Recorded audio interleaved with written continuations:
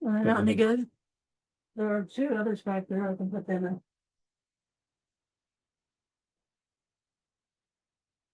That's not good. I hope the others are good because if they're not, I mean, they're all on the same charger.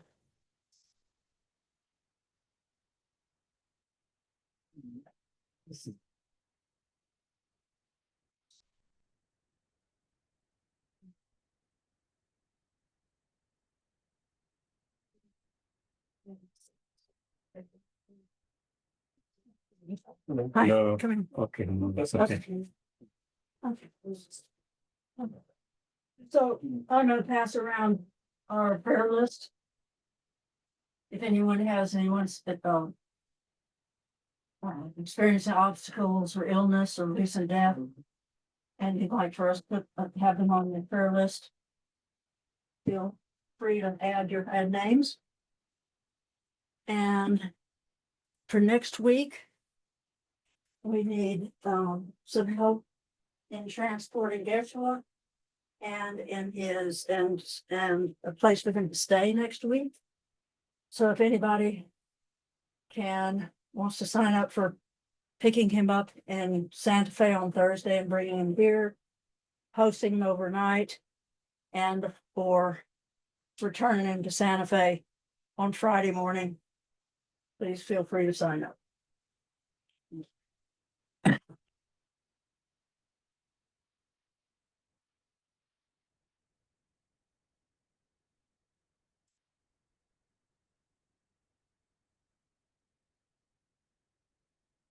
So good evening or afternoon. Is this afternoon or evening? Morning, And welcome everyone. And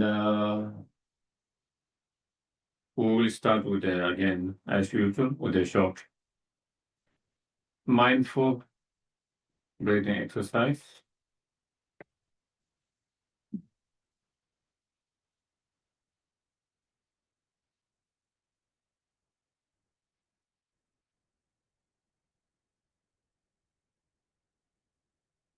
Make yourself comfortable, relax.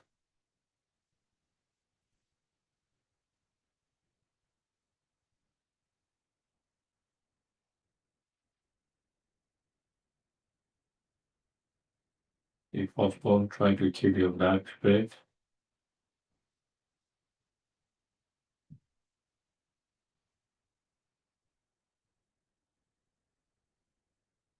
And as you inhale and exhale naturally, normally, try to keep your attention on the mind, observing the breath.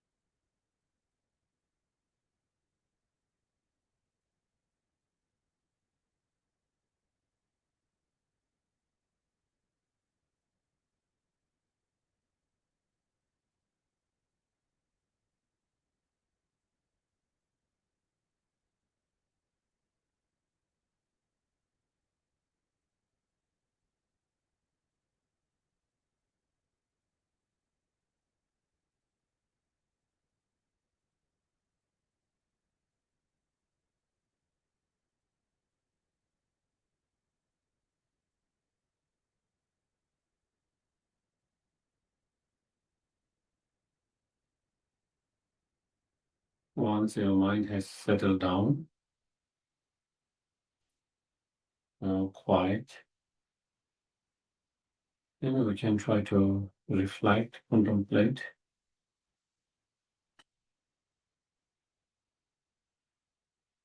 As long as we in our life are not free from the contaminated karma and the effect of emotions,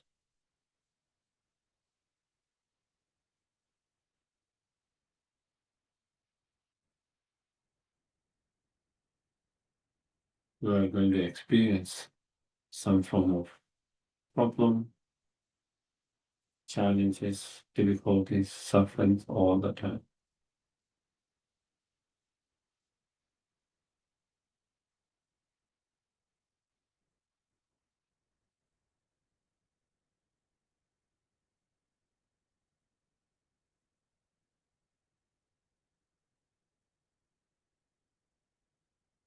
We can never be completely free from all those pain and sufferings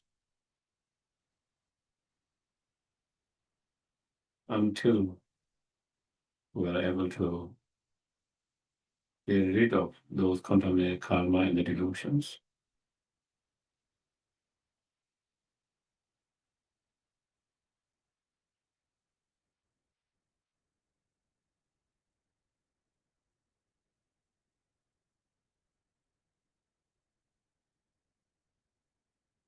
Therefore, in order to end this endless suffering and pain, we need to abandon the cause and condition that lead to that pain and suffering.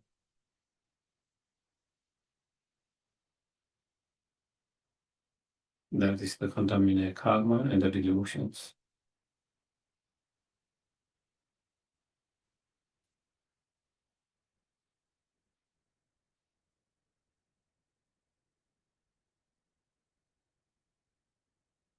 And to eliminate them, we need to cultivate the antidotes, the positive state of mind that can counter those negative state of mind.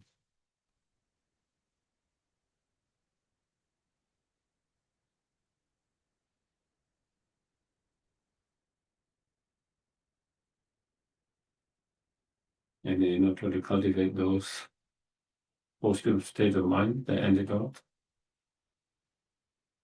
we need to contemplate, meditate, practice correctly, continuously.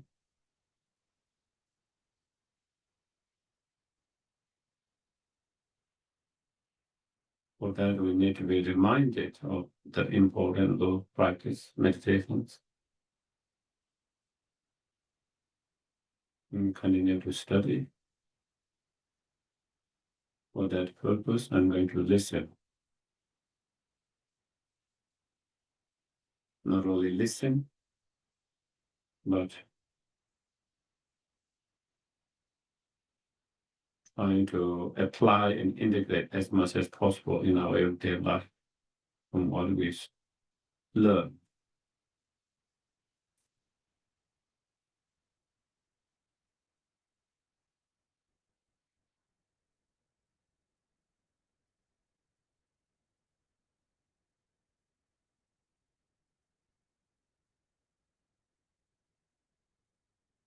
Okay.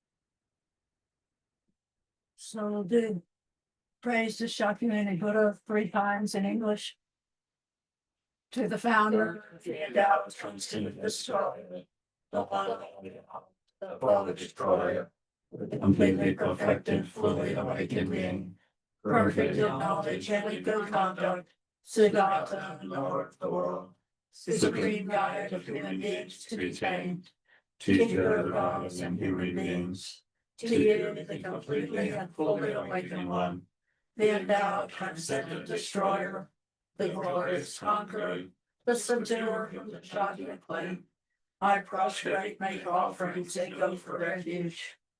To the founder of the endowed transcendent destroyer, the one called beyond, the foe destroyer, the completely perfected, fully awakened being, perfect in knowledge and in good conduct, Siddhartha, knower of the world, supreme guide of human beings to be tamed, teacher of gods and human beings. To you, the completely and fully awakened one, the endowed transcendent destroyer, the glorious conqueror, the subduer of the Shakya clan, I prostrate, make offerings, and go for refuge. To the founder, the endowed transcendent destroyer, the one above beyond, the foe destroyer, the completely perfected, fully awakened being, perfect in knowledge and in good conduct, Siddhartha, knower of the world, supreme guide of human beings to be tamed, teacher of gods and human beings, to you, the completely and fully awakened one, the endowed transcendent destroyer, the glorious conqueror, the sister of the Shakya clan, I have the most great offerings of the refuge. A short mandala offering in English. This ground, anointed with perfume, strewn with flowers, and blown from Mount Aaron, or continents the sun of the moon. I imagine this is a good of you offering. May all of the big names and yours to your land.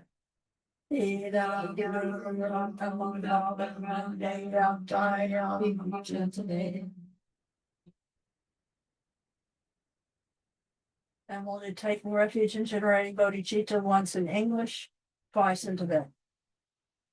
I go for refuge into the land of light, to the Buddha, the Dharma, and Supreme Assembly.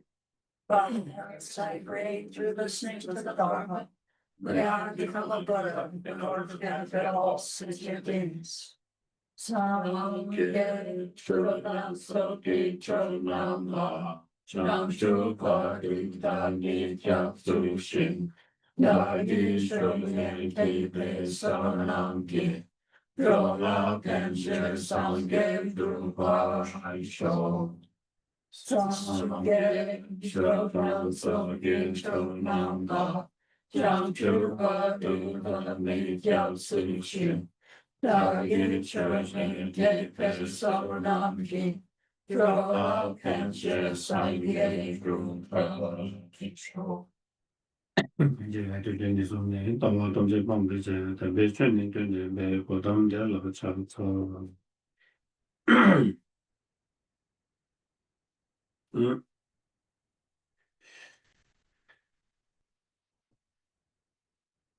So we have been going through this sutra, rice settling sutra, and the main theme of the rice settling sutra is dependent arisings. And in terms of dependent arising, it starts with the external dependent arising and internal dependent arisings. And in terms of external dependent arisings, so then it talk about dependent arising because the external worlds for the plant and others, they all come into existence by depending on cause and conditions, depending on cause and also condition, multiple cause and conditions. So when there is cause and conditions, and all the conducive conditions, cause and condition there, then the result will be produced. And when there is no cause and conditions coming together, then result cannot, there will be no result, So whether there is a result or not, it depends on whether there is conducive cause and condition coming together or not. So that was, and in terms of the page,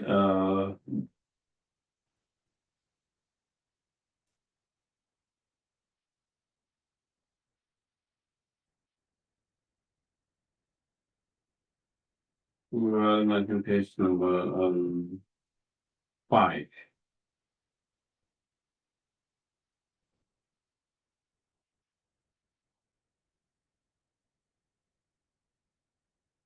And page number, no, 4.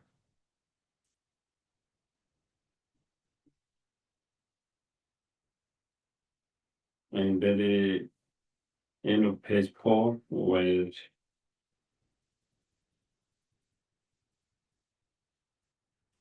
the last paragraph, where they say here, outer dependent arising is to be seen in terms of 5 aspects. I think we are there, yeah. So what are those 5 aspects? It's right there. So those, here there's one more, if anyone need more. So those 5 aspects are that the outer or external dependent arising. One, they are not as permanent. Okay. They are not permanent because they are impermanent, you know.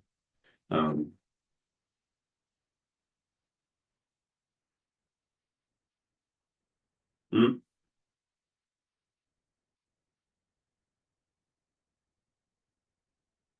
mm.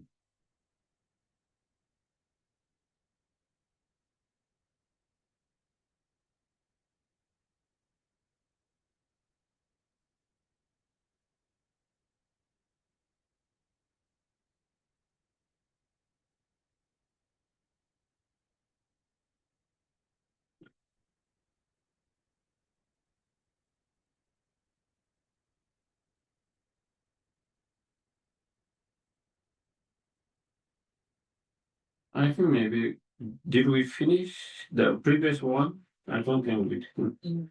Where it said the sprout is not created by itself, not created by others. Did we finish that? Okay. There's- Right, we did the paragraph before we did that, I think the sprout is not created by itself. So maybe we'll be on. Mm-hmm. So that is, yeah. I think we finish before that, and then we. So one of the example, external or outer dependent arising sprout, you know, which comes or is created by the seed and other supporting conditions. The sprout is not created by itself, not created by others, not created by both mean by itself or others, and not created by the Ishvara, you know, God, not transformed by the time, not derived from the prakriti, and not born without any cause. So this is similar to Nagarjuna's in one of his writing, the fundamental treatise. 哪里没先人，一点没，我不看呢，叫我哪一个没意思？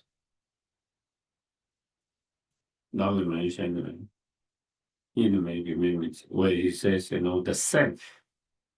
Of course, this is referring to the sprout, external, outer dependent arising. Nagarjuna is referring for more internal dependent arisings, the self itself. But the logic, reasoning is same. Where he says, you know, the self is not arising by itself, not by others, not by both. nor without cause.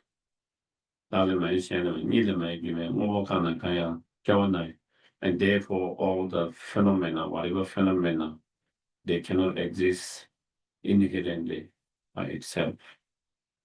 So it's similar here.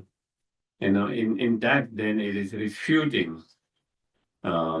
It's refuting some of the schools of thoughts.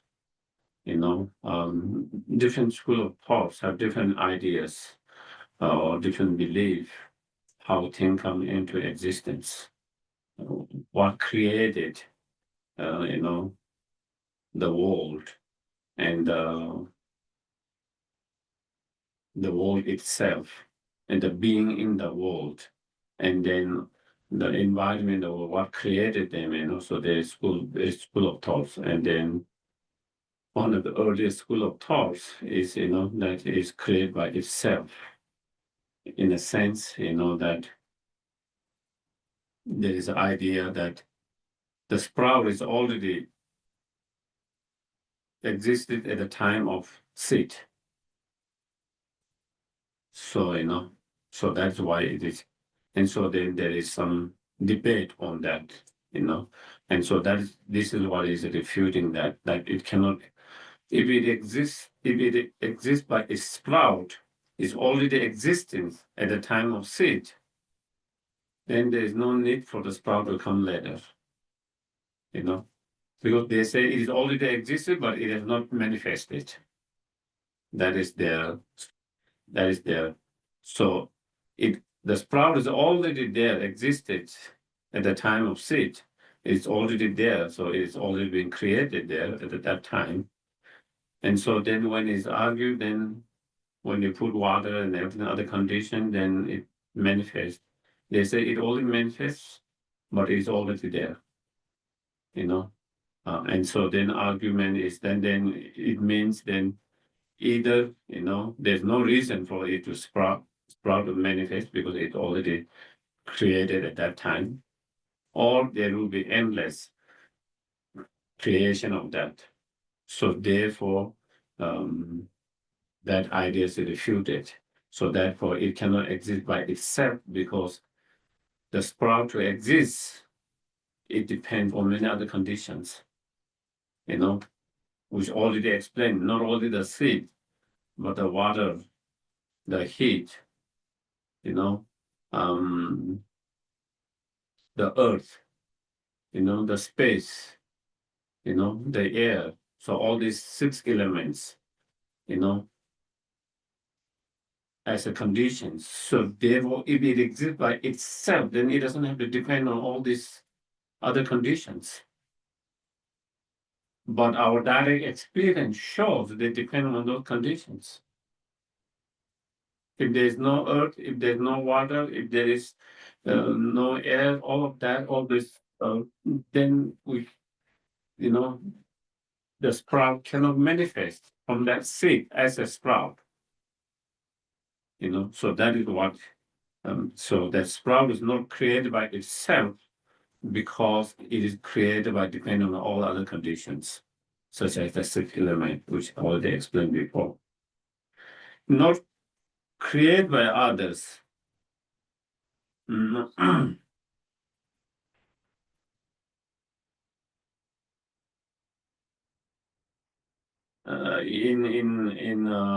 here, Kamala Shila's commentary is not created by others. Is that sprout is not created by another beings through their thoughts wanting to create it. Is because again there are some other school of thoughts which believe that there is the thought arises in the mind of the God, different God, some Brahma, Ishvara, Mahadev, different, first they have this thought what wanting to create, and then with that thought, then they created, and that is by depending on others in such. So is it rejected? Again, it's not created by such, but it's created by its cause and conditions. It's not created by someone thought of another very powerful almighty being, but is created by coming together all these cause and conditions. Even though they have thoughts, if there is no cause and condition coming together, it cannot be produced just by the thought itself. Nagarjuna's about the self is slightly different of his this one. In that one, he refuted, the concept of by non-Buddhists as well as some earlier Buddhists, where they believe, the sprout or the self is arise or being created by depending on other inherent existing cause and conditions.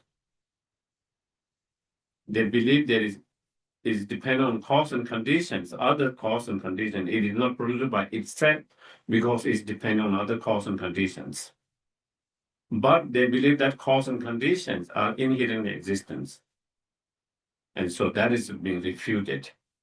The self or the sprout cannot be produced by depending on inherent existence, other inherent existing cause and conditions, because there is no inherent existing cause and conditions. Are we clear? No. You cannot say it arises by depending on inherently existing cause and condition to start, because there's no inherent there to start with. There's no inherently existing cause and conditions. Maybe define inherent. Yeah.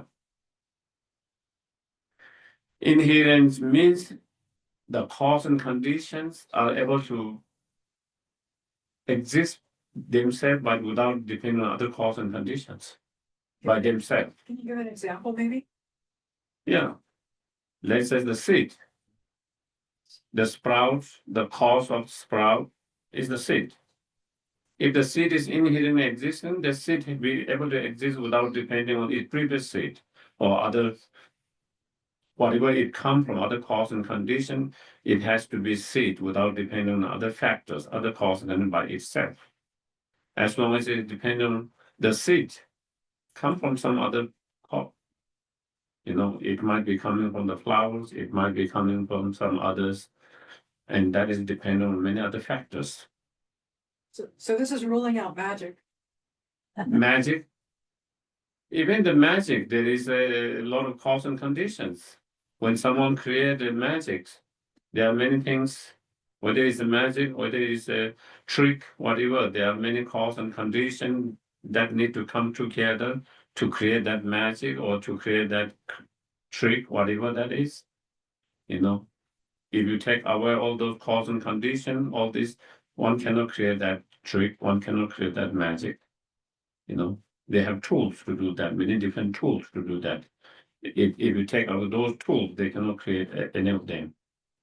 Yes. I mean, in some Western traditions, there's the thought that that's true, but there has to be a start, like there has to be a prime mover or a subsisting god or something to get the whole thing going.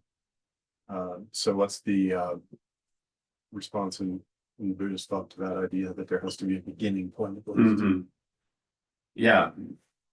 And again, as it is mentioned here,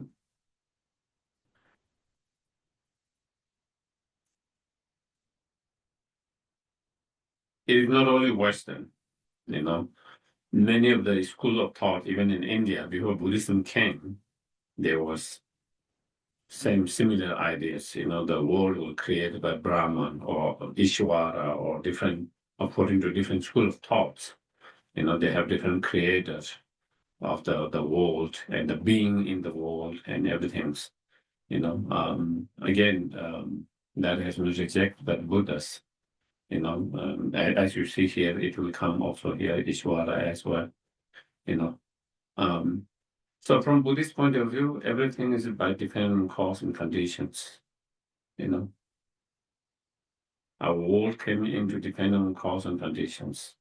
The being in the world come by dependent on cause and conditions. The the planet and the plant in that planet or the world also depend on many causes. So in Buddhism, there is no beginning. Either if you believe beginning, then that is where it comes. Where did that come? Either you have to say the beginning, there were no cause and conditions. Random, no cause and conditions. Or like other schools, it was created by God. Someone they created, and that's the beginning of it. Before that, there's nothing that. So Buddha rejected that idea and said, everything depends on cause and condition, nothing is random. If things can have random, why things cannot have random now? Why if things can happen, anything can happen anytime without any specific cause and condition, why cannot this happen now? Why can't that repeat again and again? Only why does it repeat only one time? Then we will have to say, the climate change is random. No cause and conditions. It just happens random. And many other things. Why we are sick? There's no particular cause and condition, it's just random. But our experience with the science and everything that we know there is a cause and conditions. Why someone gets sick? There is cause conditions, different cause and conditions, sometimes by immediate conditions, sometimes it is genetics, but there's always some cause and conditions that come from, and same with that.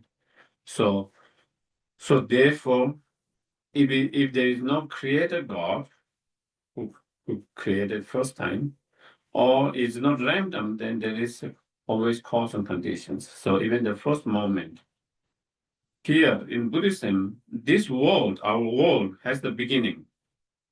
Okay, they don't say it has not. It doesn't say there is no beginning to this world. They say there is a beginning to our world. They describe,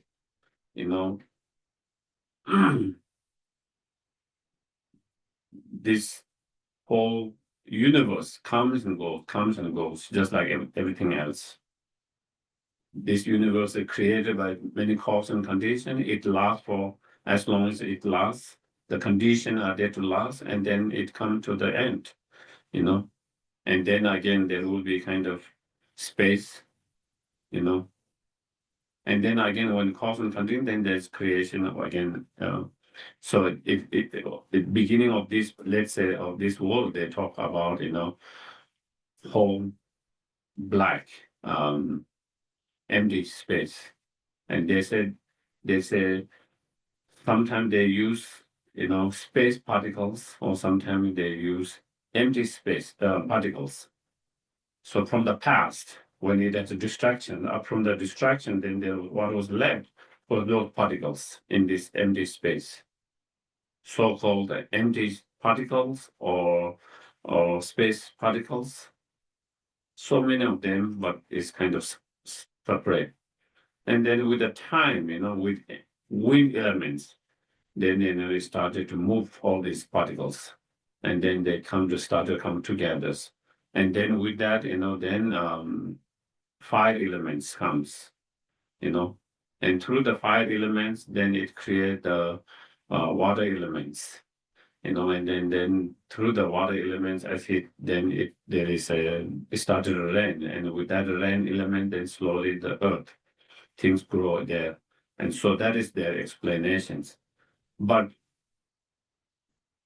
beginning of this one is beginning from those the space or empty particles and the elements, but they are also continuity from the past. It was not those cause and condition that begin. It was from the previous cause and conditions, and you can go back. And so therefore, the moment you say there's a beginning and there is no beginning before that, in terms of cause and conditions, then either you have to accept random, and then so therefore it makes total sense with a reason and logic that there is no beginning. In terms of feeling, it's hard for us to accept there's no beginning, because we always like to have control and kind of, everything control. When you say there's no beginning, it become out of control. It's not under your control, and we like to believe everything's out of control. But if you use reason and logic, it makes more sense, beginningless than beginning. Mm,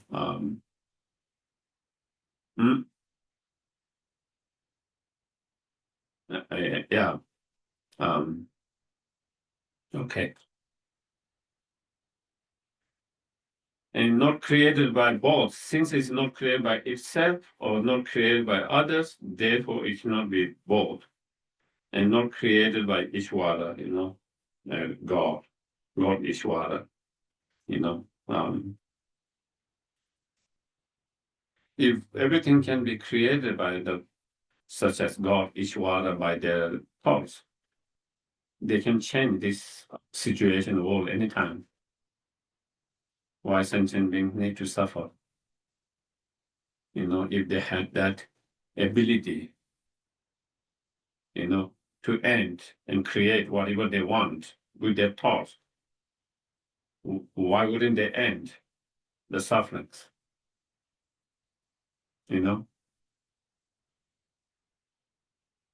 What is the purpose of letting the sentient being to suffer endlessly? If they have that ability and power to do that, why wouldn't they end up the pain and sufferings? You can say, oh, maybe to teach for a certain period, you can say, like, you want to teach your children for certain, but not endlessly, and not helping them, maybe you sometimes you might want to learn them, and you might want to make them take care of themselves for a certain period. But when they are unable to do it after some time, you have the compassion. If you have the love, compassion, you have ability to relieve the pain and suffering, you will do that. You will not allow them to suffer forever. And same, so that is why. So that is why it is that thought or belief has been kind of negated by the Buddhas, as you see in this sutra, or not created by Ishvara, not transformed by time. Also, there are some school of thoughts where they believe there is a permanent phenomenon that is stable all the time, like permanent phenomena, which is permanent phenomena and always stable all the time. So it's created by that, but again, rejecting that ideas, because something permanent cannot produce something impermanent. That is, again, the Buddha's logic is not only it depends on cause and condition, but the cause and conditions and the result have to be similar. If the result is impermanent, ever changing, the cause and condition should be ever changing and impermanent. If the cause and condition never changing and permanent, how can that produce something is always ever changing in that? And so therefore, again, is not transformed by time. That kind of permanent phenomenon cause always stable, unchanging, not derived from the prakriti. What is this one? Okay. Mhm.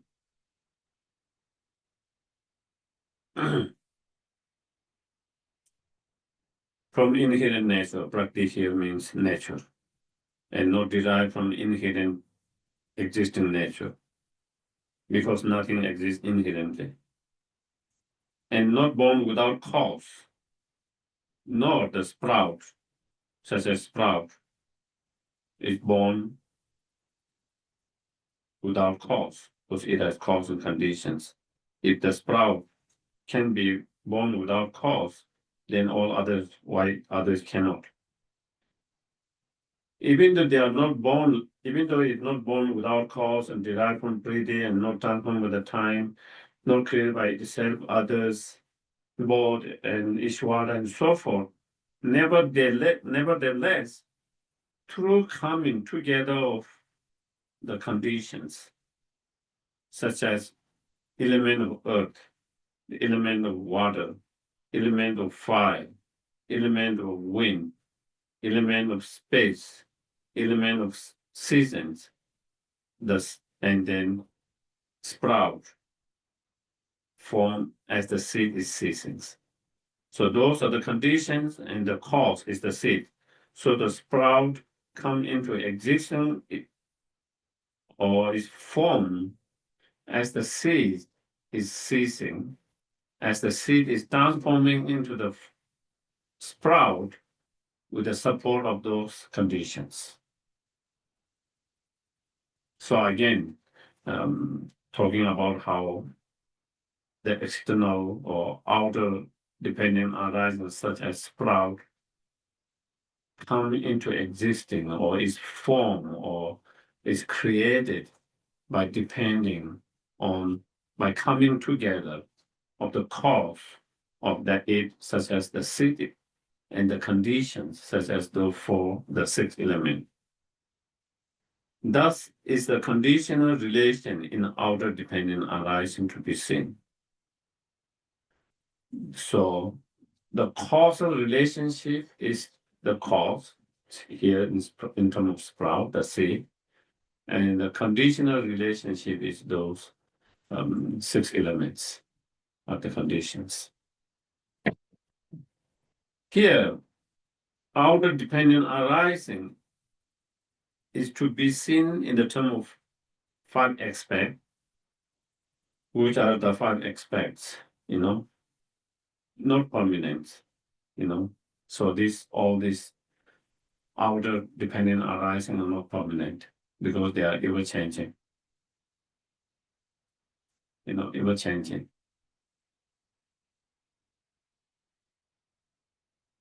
And we see our direct experience. The seed is ever changing, the sprout is ever changing, the tree are ever changing, the flower is ever changing, the fruit are ever changing, changing by seasons, So something permanent cannot be, something permanent cannot be changing. If something is changing, then that is clear sign is impermanent. Down story. Okay. So therefore, those are not permanent. And as not discontinuous,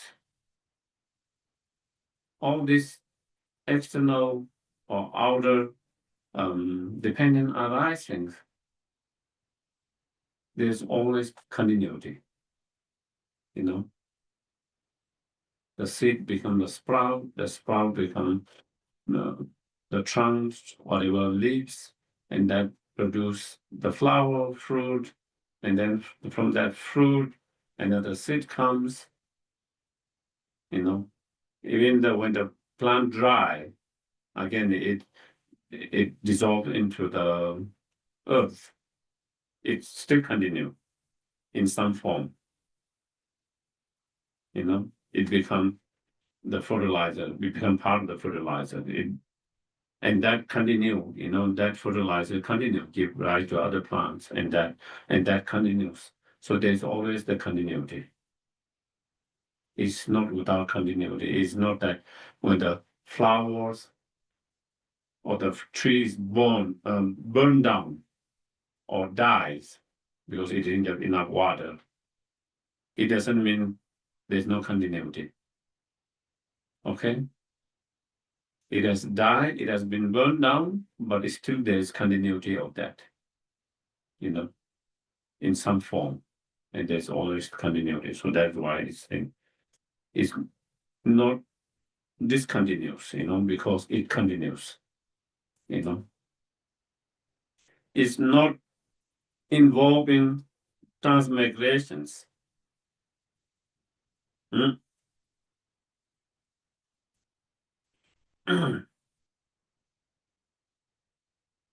It is not involving transmigrations because the cause and the result are different. Cause is not the result is not the cause. The seed and sprout are different. Seed is not the sprout is not the seed. So therefore, if there is a transmigrations, then the seed will transmigrate as a seed, but it doesn't. They are two separate. Do you get it? The seed does not continue as a seed when it continue in the sprout. So just as I can move or pass or transmigrate this cup as cup to someone, to you, the seed cannot transmigrate in that way. When the seed transmigrate, it transforms, it change into something else. It doesn't become the seed as seed anymore in that same way, same form. When it becomes sprout, it's no more same seed. When the flower becomes the fruit, it's not the same. The way the flower transform or transmigrate into the fruit is not as the flowers, but in the different forms. So therefore, that is why it is not involved in transmigrating, not as a formation large result from a small cause. As the formation large is and then also other is that the cause has the potentials. Small cause has the potential to produce a big result. Every cause has their potentials. We look with, if we talk about big apple tree that produce hundreds of apples every year for how many years. It started with a very small seed, and it started to expand, become bigger and bigger. Especially in India, there's one tree that it covered a huge. It started very small, but again, every cause has the potential to produce a big, big result.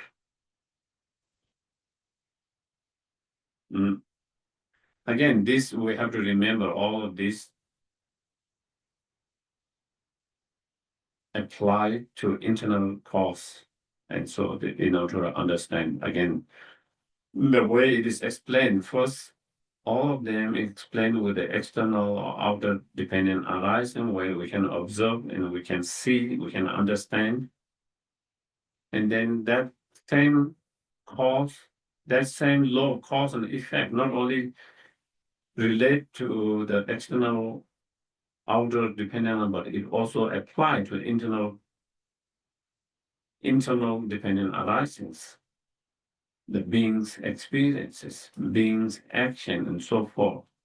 And so that one is something we cannot experience with direct, but then we take that example and apply that.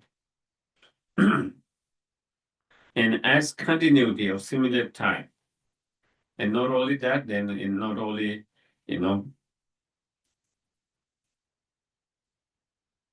the result not only depend on the previous cause, but it has to depend on similar cause, which has the potential to produce that particular result.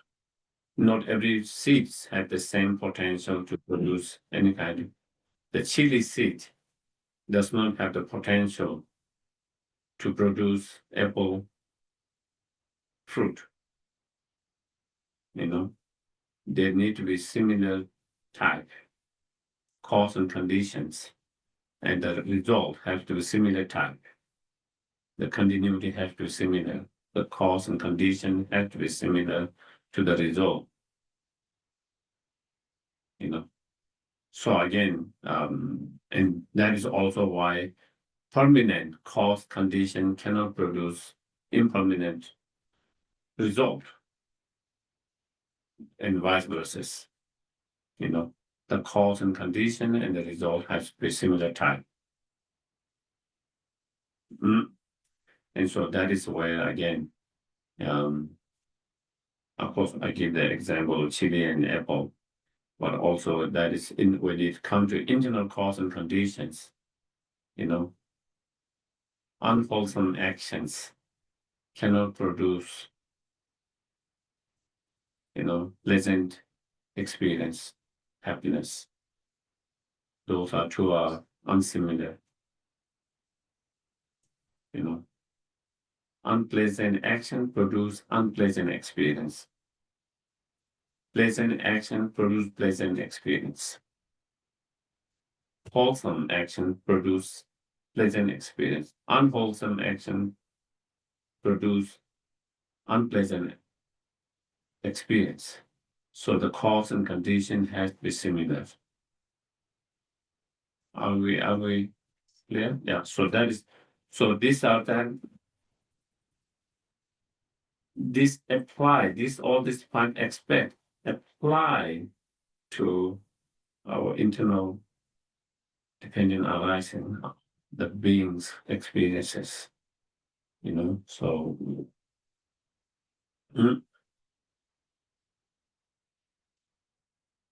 in terms of continuity is same, there's continuity of our mind carrying all these karmic seeds, just as these seeds at the very beginning where it says not permanent, our mind is always changing, impermanent, now not only the sprout, but the internal being itself and the mind of that being are also impermanent, constantly changing. And because of that, constantly changing, because impermanent, it gives us hope that from being imperfect to being perfect, from making to be able to transform from making mistake to not making mistake, from being full to reach a faultless state. If it's permanent, there's no chance. We have fault and we will always remain with fault. We can never get better.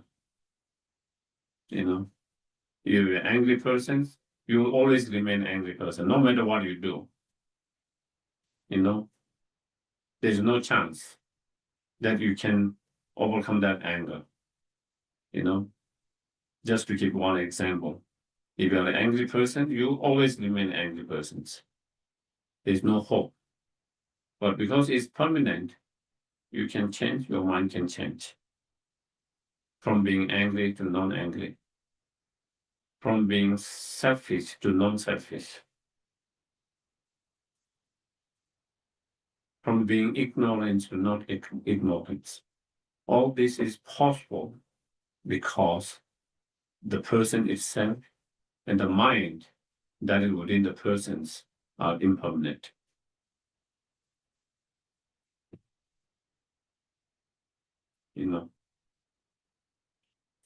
And not discontinuous, meaning that the persons and the person's mind, there's continuity of that.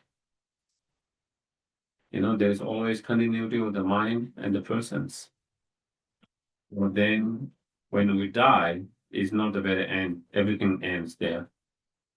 Just as there is the continuity of the sprout in some form, in the same way, there is a continuity of the mind and the persons. carrying the karmic seeds. You know, so that, you know, not involving transmigrations is that when you from one life to another life, it's just not transmigrating to the next. It's continuity of me, but it's not the exact me. Do you get it? There's continuity, transmigrate, but in the not same form. You know, in a different form. As a different continuity of same being, but it is continuity of same being, but it's a different. Next one is not a Gishishara. You know, but it's a continuity of the Gishishara, but it's not Gishishara. So therefore, and that is another difference. Some of the early school of thought, they think that there is this idea of permanent soul, you know, Atma, you know, permanent because they think if there's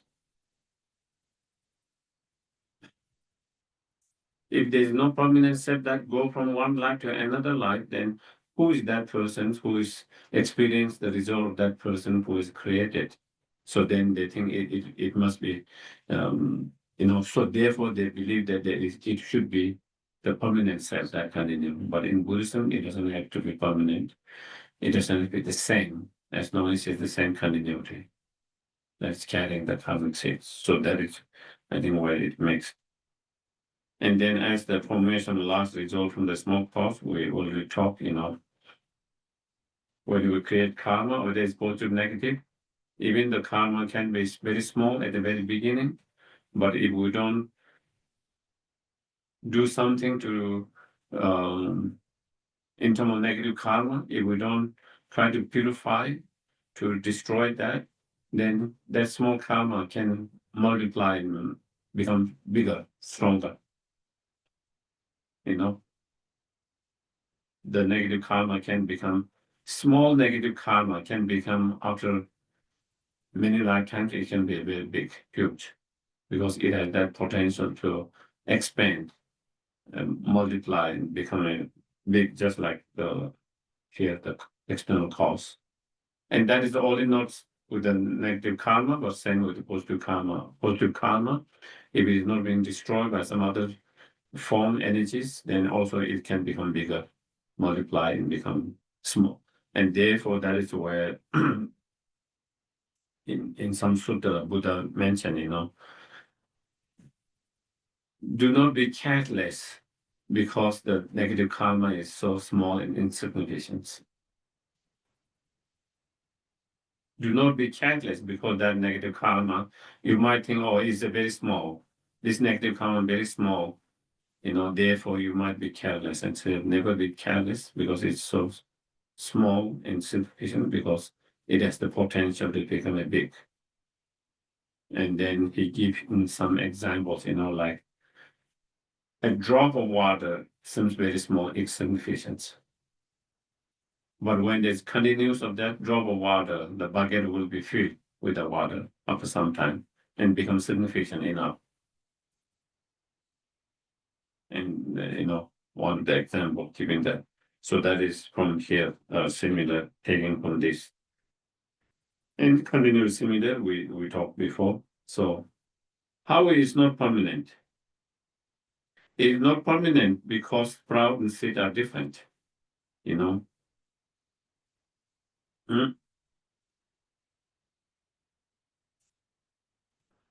If it's permanent, when the seed becomes sprout, it will still remain seed, not become a sprout, you know. But that means it's changing. The seed has changed, transformed into the sprout. And the seed has not remained same like before. Yeah, are we clear? So that is why it's not permanent, because they are different, and that seed has transformed into a different form as a sprout. The sprout is not seed, you know. The sprout does not come from the seed after it has ceased, nor does it come from the seed while it is not at ceased. Rather, the sprout is born precisely as the seed ceases. It's not the seed ceased before, and then there is a time, and then sprout started to come later. Nor the sprout doesn't come, but it is same time while the seed is transforming or ceasing as a seed and transforming into the sprout simultaneously. Simultaneously while it's ceasing as a seed, is transforming as a sprout. Are we okay? Yeah. How is not discontinuous? It is not discontinuous because sprout is not born from a seed that's already ceased, nor from the seed that has not yet ceased. If it has not yet ceased, then it, rather like the beam of scale, tickling from up and down, sprout is born precisely when the seed has ceased, So again, simultaneously having like the scale, when you put something, it go up, what you call the like scale in the old time. When you put the weight, then it goes up simultaneously. It's not like it goes later and that go up later. It's happens simultaneously. In the same way, the way it continue from seed to sprout is that while it is ceasing as a seed, it continue in transforming as a sprout simultaneously. Joshua, can you talk about that in terms of the internal changing?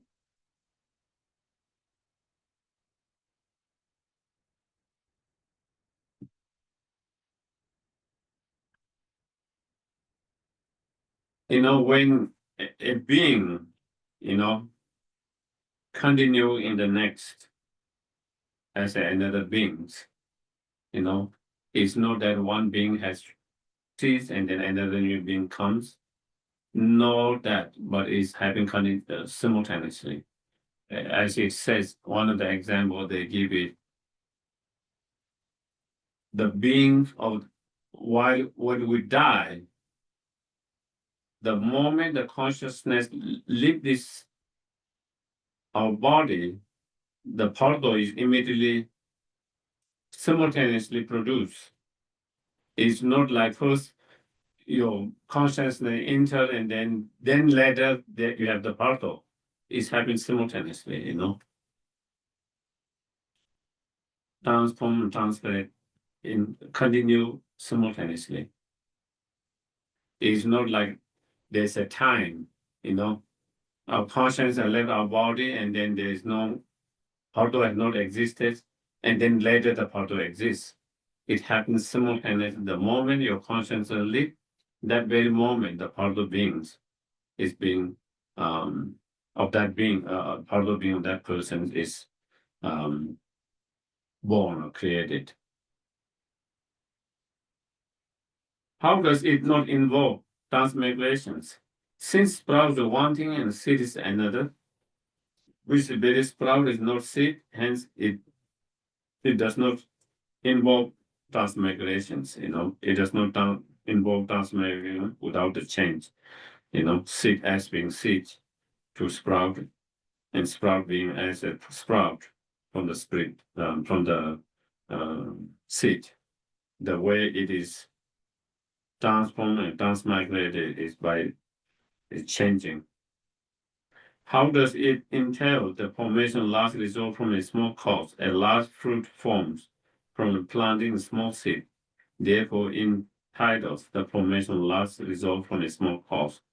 Lastly, fruit form precisely according to the type of the seed planted.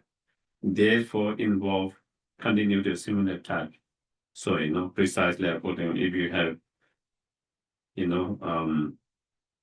you have planted the chili seed, the fruit will be the chili. If you have planted the apple seed, the fruit will be apple when it grows. If you have planted the orange seed, then when it grow, it will be the orange fruit. So similar. Thus, outer dependent arising being seen in terms of what I expect. So up to here has explained the outer or external dependent arisings, which is a little more easy to understand because this is something we can observe. Now it goes to the internal dependent arising, which is more difficult because it's not something we can see with our eyes, like we see the flowers, the plants.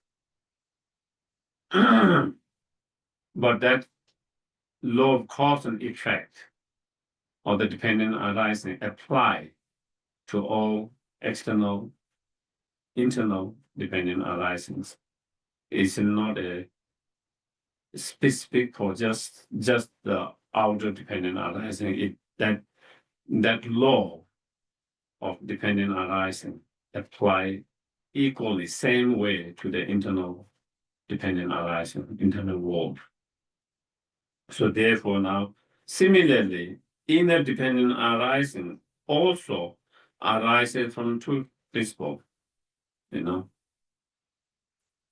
So what are those two principles? From what two principles? From the causal relation and conditional relation, from the cause and conditions, Also the internal experiences of the beings, as well as the being themselves, They are born or they are coming into existence by depending on cause and condition. Those two things. What then is the causal relation to inner dependent arisings? So then what is the cause for the inner dependent arising? So then, it starts with ignorance. So then now here it goes to 12 dependent link. Just like the seed leading to the sprout leading to the now I cannot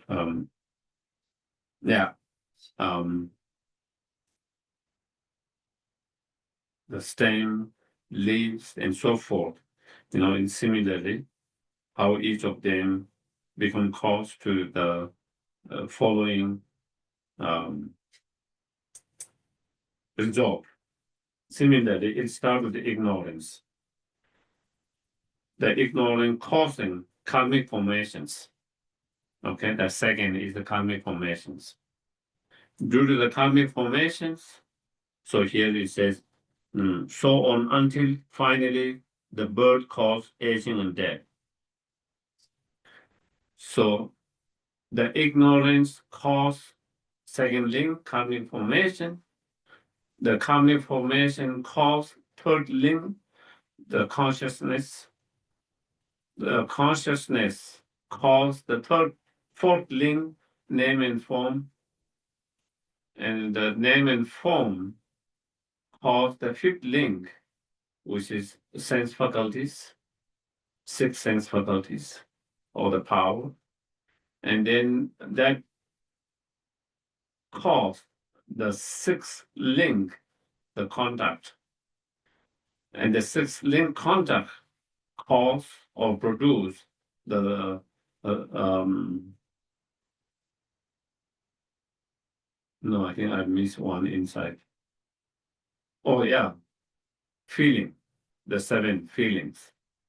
Okay, and the feeling cause the 8th link, which is craving, and craving cause the 9th link, grasping, and grasping cause the 10th link, existence or becoming, and then that existence 10th link produce the 11th link, the rebirth, and the rebirth produce the 12th link, aging and death. So that is, again, you don't have to remember, it is there, okay? It will come later. Can I ask a question? Yes, please. I would have thought aging and death are external conditions. it is not only external condition, it is also internal condition too. Any words? You know, from Buddhist, our understanding is, of course, the birth is coming together of, the parents, sperm and eggs, healthy, good, what you call, unfold, what you call, it has to be not only sperm and egg, but it has to be perfect. If there's something wrong with the sperm or one of them, then it cannot produce. They have to be in good, Viable, maybe. viable. Okay, yeah, viable or in good conditions. But that is not all the case. Also the being's karma get involved there. If there is no karma involved, you can put all this together, then that something goes wrong and cannot produce. Something goes wrong and cannot produce. And so therefore, so there is also internal cause. Definitely there is external cause of the parents, sperm and eggs, but also there's an internal cause of the being's karma. Being's mind is involved there, being karma is involved. Otherwise, it wouldn't be able to produce that. So there's combinations of both, internal and external, and death is same, aging and death is same, hmm?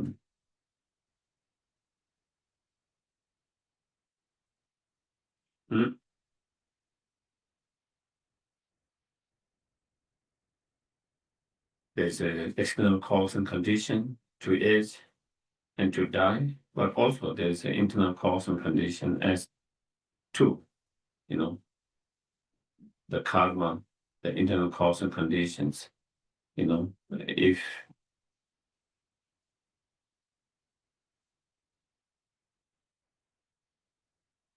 our birth is not resolved of contaminated karma and delusion, then we wouldn't have to go aging and death the way we go through aging and death. And the reason why we have aging and death is because internal cause conditions is the contaminated karma and the delusions, and then on top of that, then the other external conditions that come together to create that aging death.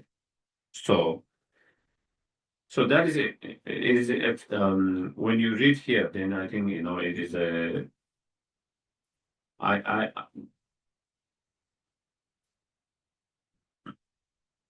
My understanding of love, cause, and effect, especially in relation to the karma, from Buddhist point of view, is middle way, as Buddha's always in every way when he find a middle way. Understanding middle way. There are two I find.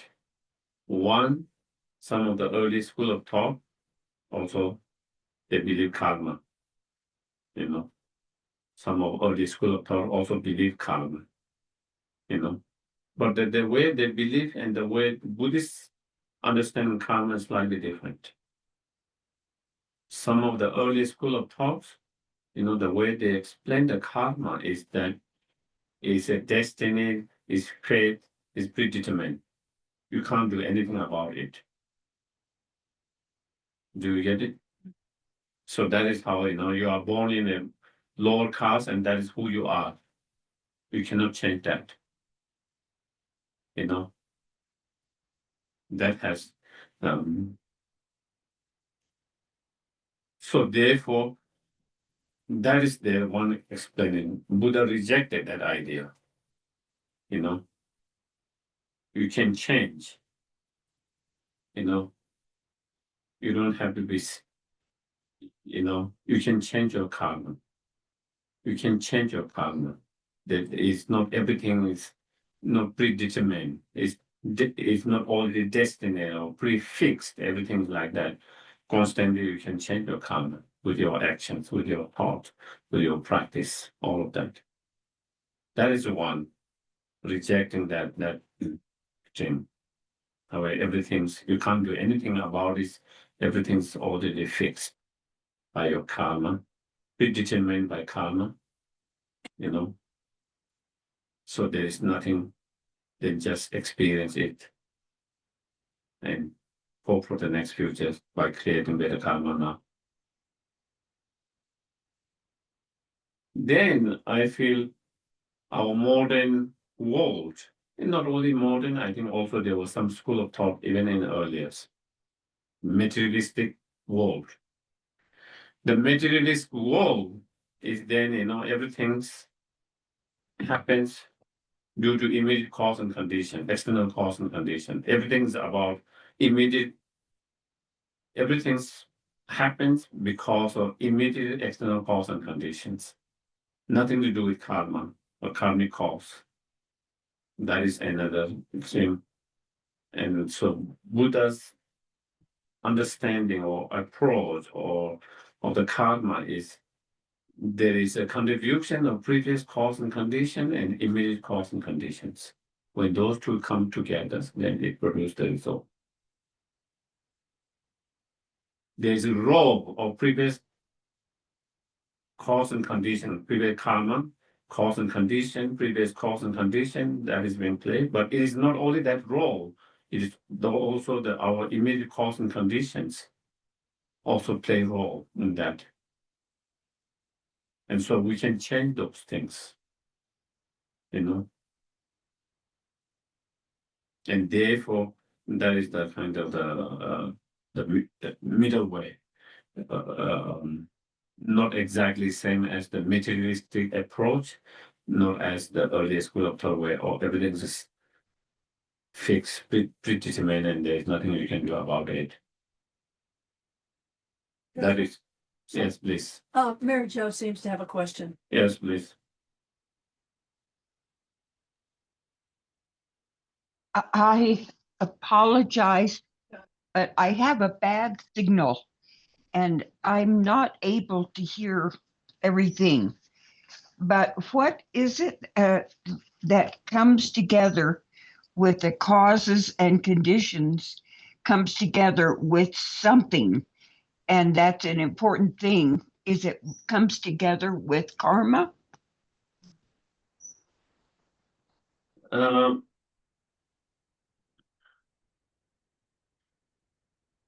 Let me give you one example.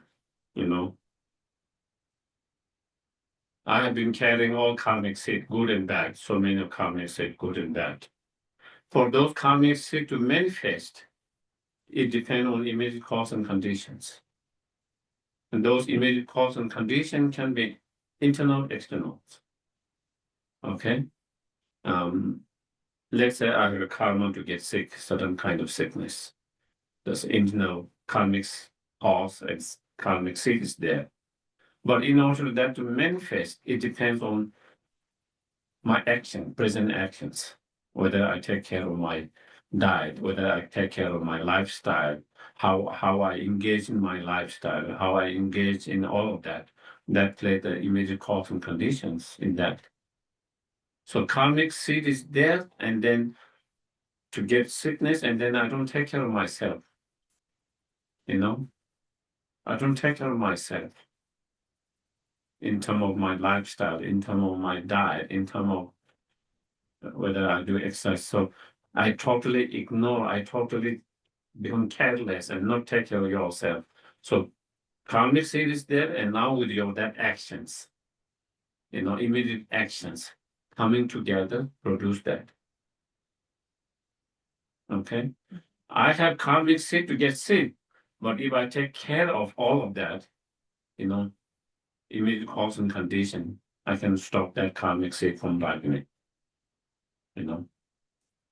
by doing the right actions, my actions, by taking care of yourself in that way. And so that you can apply that to all others, similar way, So so both play roles. But if I don't have karmic seed to get sick, even maybe I'm careless, even I don't take care of myself, in terms of, lifestyle, in terms of, still I might not get sick. So Well- Yeshua, following on Mary Jo's question, this karmic seed that you have, the propensity to get sick. Supposedly that's come from your prior incarnation. Mm-hmm.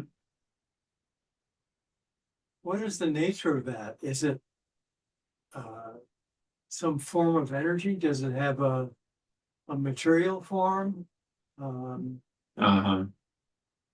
I don't know whether we can say material, but some energy, definitely, potential.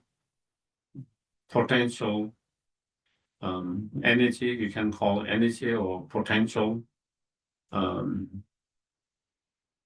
I don't think it is a form, physical form. I don't think it's a physical form. Just like, like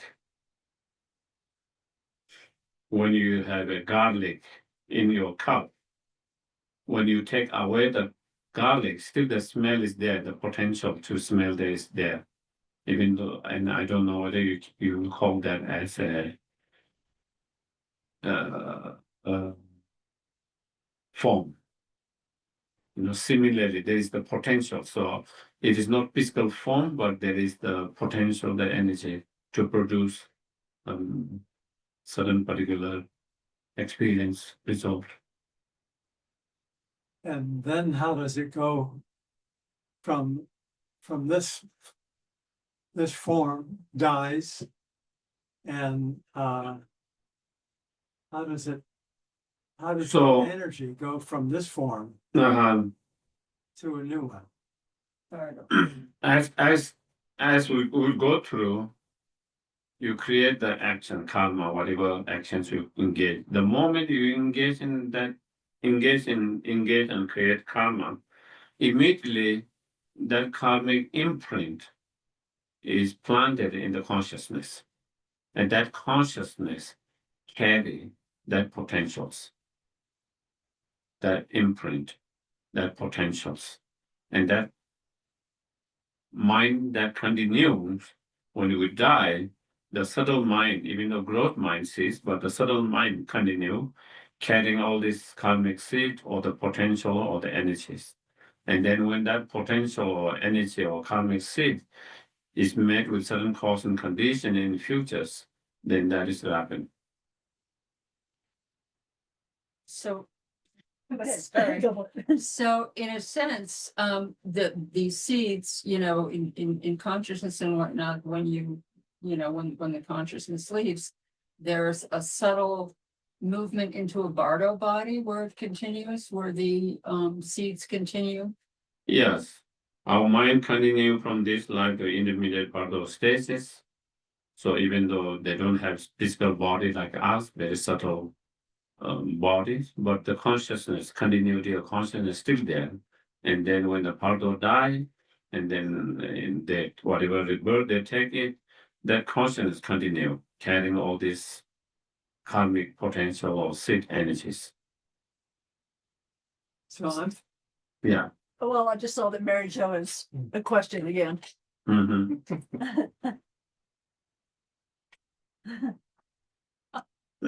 Sorry, questions always, but so I'm wondering if these karmic seeds that we have that we carry along in our consciousness, are they dispersed into many different forms? Do they stay collected together to be in the next body or whatever I have again, perhaps? Or do they go out and some could go into a dog and some could go into a human and some could go into a mosquito? are they dispersed and divided up, do you think?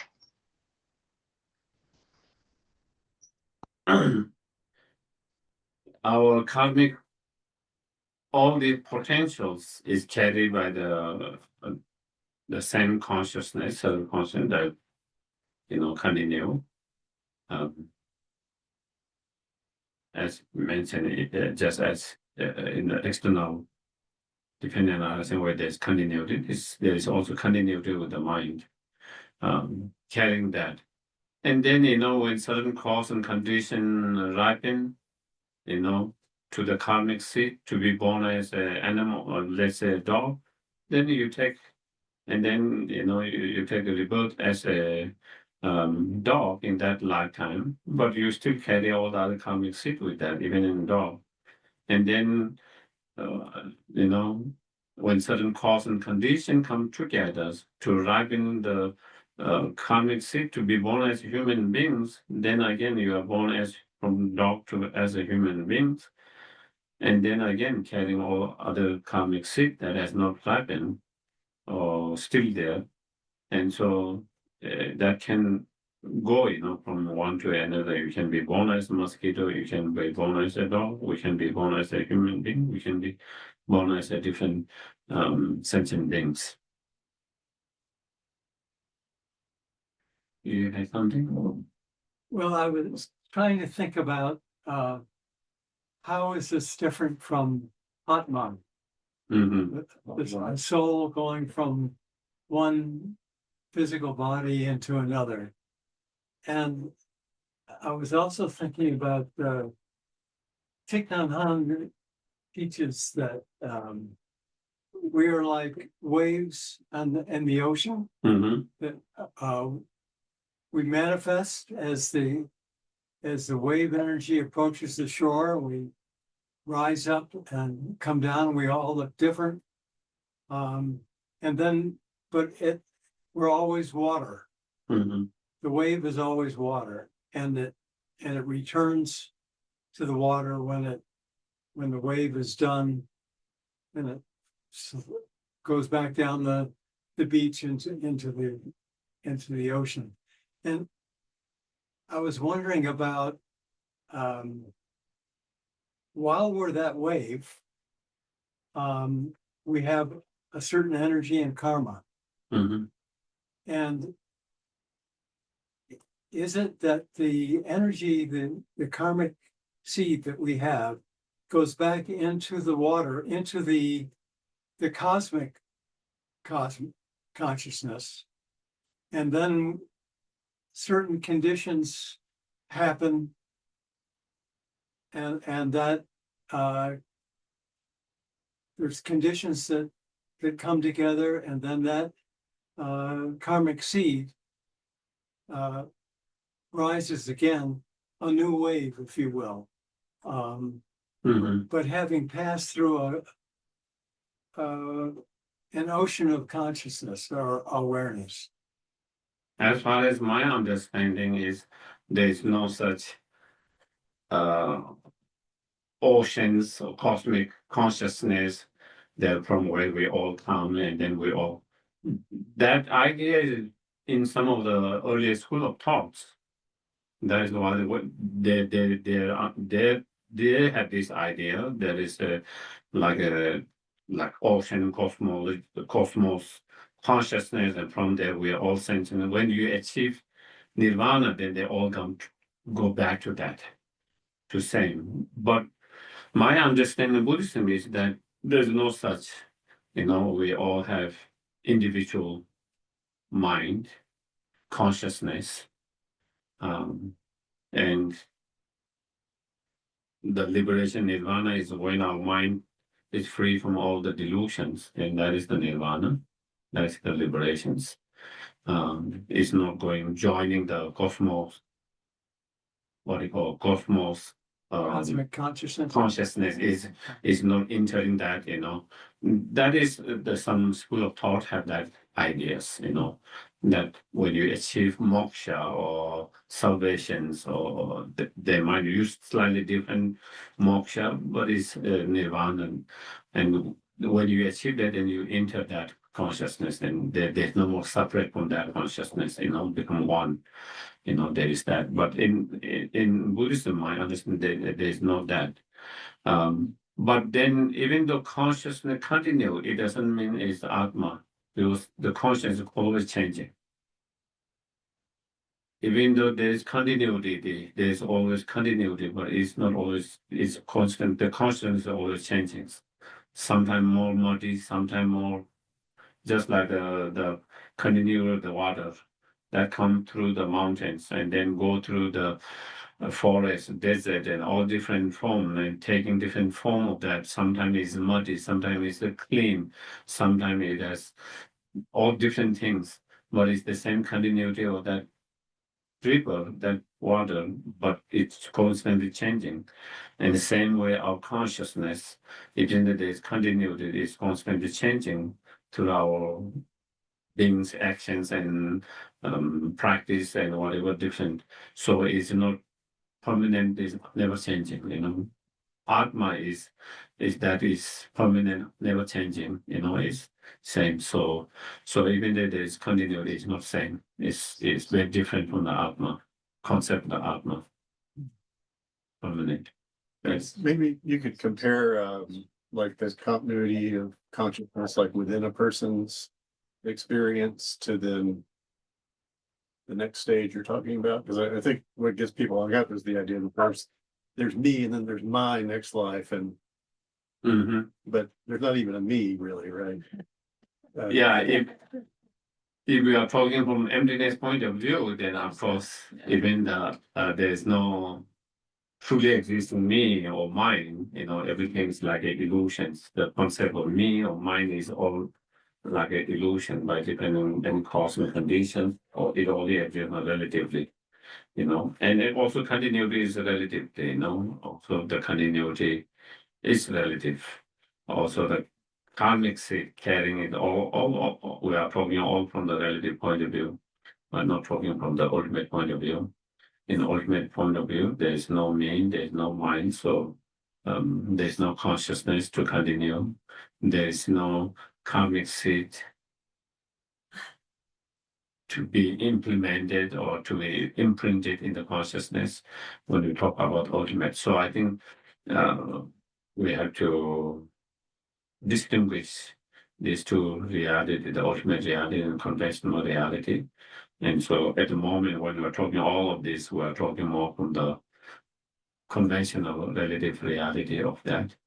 And in that cases, there's continuity as we went through before, and as I mentioned, there's continuity of our consciousness to futures, but it's not exactly same, It's not exactly same you, not exactly the same consciousness. It's just the continuity of that consciousness.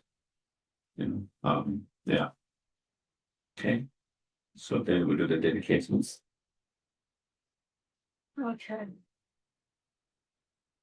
We dedicate merit from listening to these teachings for beings on all prayer lists everywhere.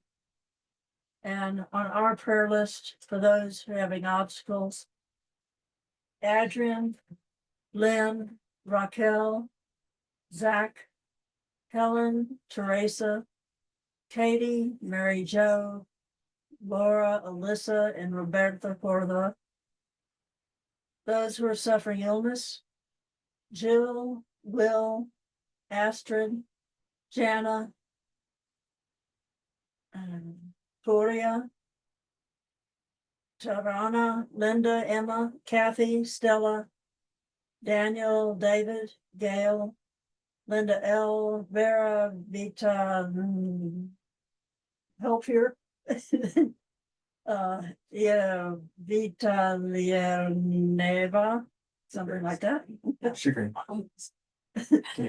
You know how to say it. Suzanne, Taryn A, Rick P, Ala Gamirona, Polly Ray, Deborah Hutchinson, and those who have died recently, Juliana Martin Marins, a young magpie, Sandro, the dog, Michael, you, Gopher, those in Gaza, Chet, Margie, Woodall, those in Ukraine, Sudan, and all the conflict areas. Elm bugs, children and people in the Guadalupe River flood. Baltimore, and Yolanda, who was a member of our Sangha here for many years. May I add one more? Sure. My brother-in-law, John. So has died. Yeah.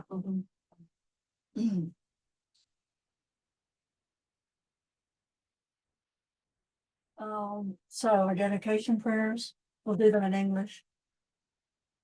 Due to the merit of these religious actions, may I quickly attain the state of the room of the and may all things without exception into that enlightened state. May the supreme true bodhicitta that is found in wisdom arise to grow. And may that which has arisen not diminish, but increase more and more. Long life prayer of His Holiness. The wish granting which the world, Lord of every single benefit and happiness in this world. Today and ultimately, God, so I beseech. May all our holy wishes be spontaneously fulfilled.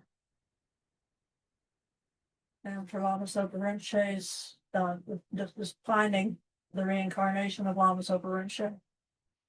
Fearless teacher and assembly of the children of the victorious ones. Providence of us. Victorious lifetime father and sons. Along with the many ministers. All the objects of vision in infinite lands. Please discern the virtue of Vishnu's prayers here and now. Holding and spreading these precious and complete teaching. Through explanation and practice. You Lord, the offer of patience that has never discouraged. Incomparable venerable gurus to you I make request. While striving to sing the glory of the state of the victorious one's teachings. Is the soul gateway to reach all benefit and happiness of rich. And from other living beings, you suddenly departed to peace, or to great loss. Never less through the undeceiving tribute of the blessings of the other, the three jewels. And the great ways of bodhicitta to deliver and make the glorious ones. May the smile of a reincarnation soothe the being and glory for the progeny of Christ. Thank you very much, everyone. Thank you. Good night. Thank you. Thank you. Thank you. Thank you, Geshe Sherib. Thank you, Thank you. Eloise. Thank you, everybody. Thank you. Good night. Good night.